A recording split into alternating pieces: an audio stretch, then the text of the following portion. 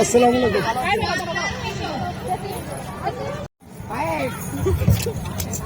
ঠিক আছে।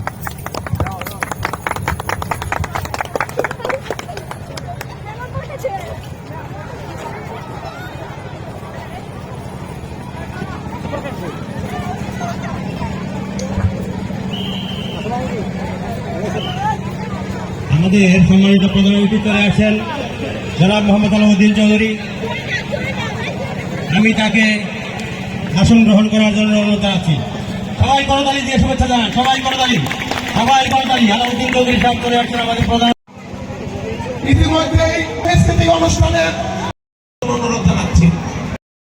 সরকার সবাইকে করতালি দিয়ে এখন ফুল দিয়ে বরণ করেন।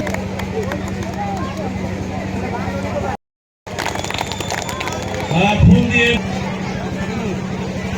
আমাদের আজকের এই অনুষ্ঠানের সম্মানিত উদ্বোধক এবং তাকে ধন্যবাদ। প্রধান নির্বাহী এবং সাংস্কৃতিক অনুষ্ঠানে করে নেওয়ার জন্য অনুরোধ জানাচ্ছি আবাদুল কায়ুম সরকার। ধন্যবাদ। যারা জিততে পারোনি তারা ভবিষ্যতে এসে এসআর খান এসছেন। দ্বিতীয় আলহাজ মোহাম্মদ আলাউদ্দিন। তিনটা, বেশি দাবি করবো না। প্রথম দাবি হলো নির্বাচন পরে গ্যাস সার্ভে পাবেন, এই গ্যাসের ব্যবস্থা করে দিতে হবে সকল জায়গায় 14 নম্বর ওয়ার্ডে। দ্বিতীয় দাবি ড্রেনেজ ব্যবস্থা, এটা আপনাকে করতেই হবে। তৃতীয় দাবি এই যে মাহবুব যারা আছেন বিএনপির পক্ষ থেকে যে ফ্যামিলি কার্ড আসবে, আমার এই 14 নম্বরের বিভিন্ন মানুষ যারা সবাই ফ্যামিলি কার্ড পায়। আমাদের তিনটা দাবি রাখলাম বড় ভাই, আমাদের অভিভাবক এবং ভাবির কাছে। কারণ উনি তো বড় মেহমান, আমরা ধরবো 34 সামনে, ভাবির হলো কাইলাকুর। আপনারা কি বলেন?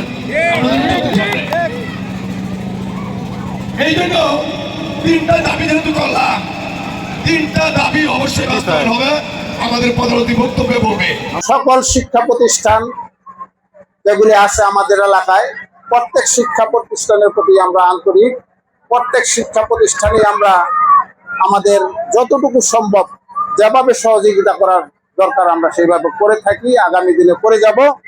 আমরা আপনাদের সাথে আছি, আপনারা আমাদের সাথে থাইকা আমাদের সাথে একসাথে যদি কাজ করেন, ইনশাল্লাহ এই বাসন মেট্রো থানাকে আমরা একটি সর্বোচ্চ সুন্দর থানা হিসেবে দেখতে চাই এবং আগামী দিনে এই এলাকার মানুষ, প্রত্যেকটি মানুষ যেন মানে বেকার না থাকে, কোনো না কোনো কর্মস্থানে তারা নিয়োগ হয়, সেই ব্যবস্থা যাতে আমরা করতে পারি।